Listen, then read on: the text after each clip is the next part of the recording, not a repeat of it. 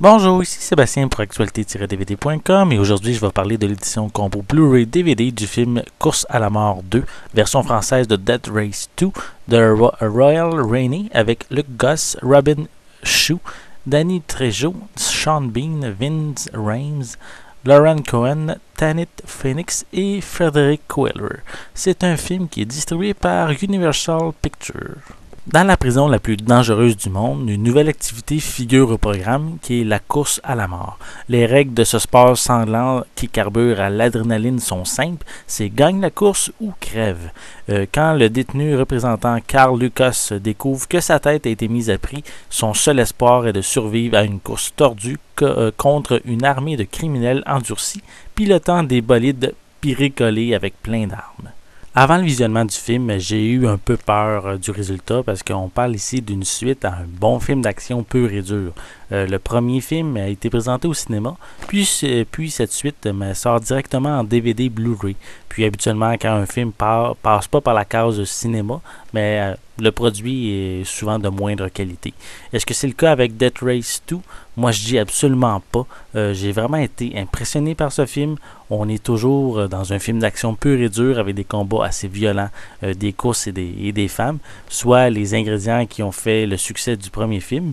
Et cette suite raconte comment les courses ont commencé, car il faut dire qu'avant les courses dans la prison, c'était des combats entre prisonniers qui étaient organisés pour la télévision. Pour l'histoire, elle est vraiment intéressante. Elle permet de découvrir l'origine de Frankenstein, le personnage qui décède au début du premier film. Donc on peut voir vraiment comment que le personnage est devenu ce personnage mythique qui est Frankenstein. L'évolution des personnages, même si elle est minime pour ce genre de film, mais elle est présente, puis elle permet de faire un film concret avec une histoire qui se tient par elle-même. Pour la performance des acteurs est correcte, sans plus. C'est rien d'extraordinaire, mais qu'est-ce qui est important de toute façon pour ce genre de film, c'est la qualité des combats et de l'action qui nous est présentée, qui fait vraiment le travail. À noter également que c'est Paul W.S. Anderson qui a réalisé le premier Course à la mort en 2008 et il figure parmi les membres de la production de ce second volet, ce qui est justement ça a sûrement aidé à avoir une meilleure qualité pour le film en général. Les pistes sonores sont disponibles en anglais DTS HD 5.1, français et espagnol DTS 5.1 pour l'édition Blu-ray et anglais, français et espagnol 5.1 pour l'édition DVD. Les sous-titres pour les deux éditions sont en anglais, français et espagnol. Pour les suppléments, il y a des scènes supprimées. Il y a le montage du réalisateur qui dure 2 minutes de plus. Il y a The Race Begins, The Evolution of Dead Race, qui est une petite featurette avec les membres de la production qui examinent l'évolution de la série. Il y a Cheating Dead, The Stunts of Dead Race 2, qui est une behind the scene concernant les cascadeurs pour les combats et les scènes de course. Il y a Fast Cars and Firearms, qui est The Cars of Dead Race 2, qui est le titre. En gros, il dit qu'est-ce que son contenu soit, qui est une featurette sur les voitures et les armes du film. Il y a aussi un commentaire du réalisateur Royal Rainey.